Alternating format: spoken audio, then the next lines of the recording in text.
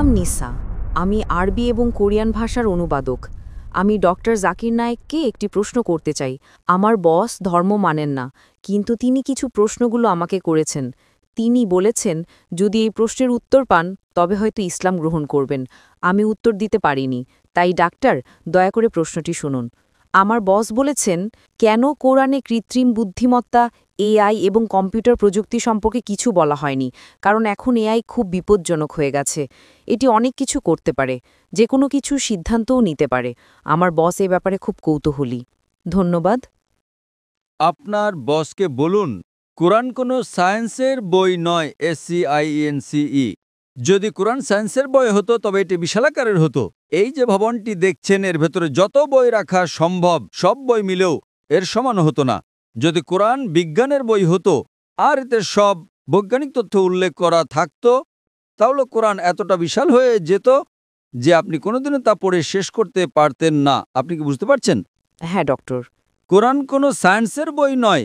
Science, আপনি যদি জিজ্ঞাসা করেন কোরআনে কি লেখা আছে 2 আর 2 মিলে 4 হয়, না, কোরআন কোনো সায়েন্সের বই নয়। এটি নিদর্শনের বই, SIGNS। তাই আমাদের দেখতে হবে কোরআনে যা কিছু বলা হয়েছে তা যেন ভুল না হয়।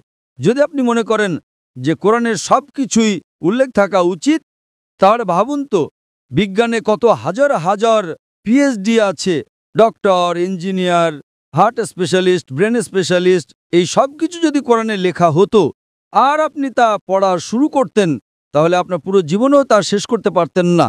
ঠিক না বেঠিক? সুতরাং কোরআনে বিজ্ঞানের সব কিছু উল্লেখ নেই, দয়া করে ভুল বুঝবেন না। কিন্তু কোরআনে যা কিছু বলা হয়েছে তার কোনোটিই ভুল নয়।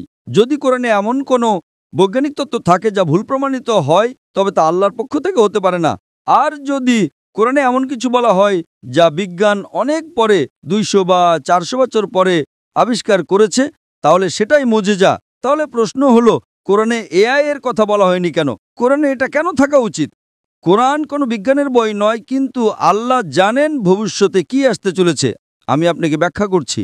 1 নম্বর, মানুষ আমাকে প্রায় জিজ্ঞাসা করত যে ইসলামী শরিয়া অনুযায়ী যদি আপনার কাছে ভিডিও রেকর্ডিং থাকে, যদি কোনো ভিডিও রেকর্ডিং থাকে যে কেউ চুরি করেছে, ইসলাম অনুযায়ী সেটা প্রমাণ নয়। এটাকে প্রাথমিক প্রমাণ হিসেবে ধরা হয় না, এটা দ্বিতীয় প্রমাণ। 10 বছর বা 20 বছর আগে যে কোনো সাধারণ আদালতে যদি আপনি সিসিটিভি ফুটেজ দেখাতেন আর তাতে চোর ধরা পড়তো যে কেউ চুরি করছে, সেটাই যথেষ্ট ছিল। কিন্তু ইসলামে তা নয়। ইসলামে চোখের সাক্ষী প্রয়োজন। তখন মানুষ অবাক হয়ে বলতো এটা কেমন ধর্ম? কোনটা বেশি নির্ভরযোগ্য, প্রত্যক্ষদর্শী নাকি ভিডিও রেকর্ডিং? কোনটা ভালো, ভিডিও রেকর্ডিং ঠিক না ভুল? আপনার বসকে জিজ্ঞাসা করুন। সুতরাং 20 বছর আগে যদি আপনার কাছে ভিডিও রেকর্ডিং থাকতো তবে তা ইসলামের চেয়ে সুবিধাজনক না। প্রত্যক্ষদর্শী হলো প্রাথমিক প্রমাণ, ভিডিও রেকর্ডিং গ্রহণযোগ্য ছিল না। আজ যখন কৃত্রিম বুদ্ধিমত্তা এসেছে আপনি সহজেই আপনার ডাকাতের একটা ভিডিও তৈরি করতে পারেন। ঠিক না ভুল? ঠিক। সুতরাং এখন মানুষ জেগে উঠেছে। আজ এটি প্রাথমিক প্রমাণ নয়। তাই ইসলাম অনেক উন্নত। আল্লাহ জানতেন AI আসতে চলেছে। আপনি কি বুঝতে পারছেন? হ্যাঁ। আপনার বস জানতেন না, আপনি জানতেন না, আমিও জানতাম না, কিন্তু আমি বিশ্বাস করতাম। আমি বলেছিলাম না ইসলাম সঠিক, হয়তো আগামীকাল কিছু ঘটবে। আমি AI সম্পর্কে জানতাম না, কিন্তু 15 বছর আগে আমার উত্তর ছিল শরিয়া সঠিক। আমরা জানি না আগামীকাল এমন কিছু ঘটবে যে ভিডিও রেকর্ডিং যথেষ্ট প্রমাণ হবে না। এটাই ছিল আমার উত্তর, এবং আজ আমার উত্তর সঠিক। আপনি কি বুঝতে পারছেন? সুতরাং আল্লাহ AI সম্পর্কে জানেন, তাই ভিডিও রেকর্ডিং প্রাথমিক প্রমাণময়। আপনি কি বুঝতে পারছেন? হ্যাঁ। কিন্তু প্রত্যক্ষদর্শী হলো প্রাথমিক প্রমাণ। সুতরাং আল্লাহ AI সম্পর্কে জানেন। যদি তিনি সবকিছু লিখতে শুরু করেন, আপনি ছোট কোরআনই পড়েননি, আপনি চিকিৎসা, ভ্রূণতত্ত্বে সবকিছু সম্পর্কে কি পড়বেন? না, এটি টেলিগ্রাফিক মেসেজ।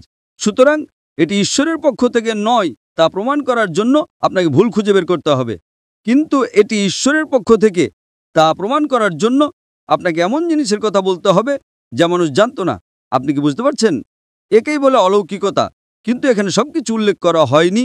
আশা করি এটি উত্তরটি পেয়েছেন। আপনাকে অনেক ধন্যবাদ ডক্টর।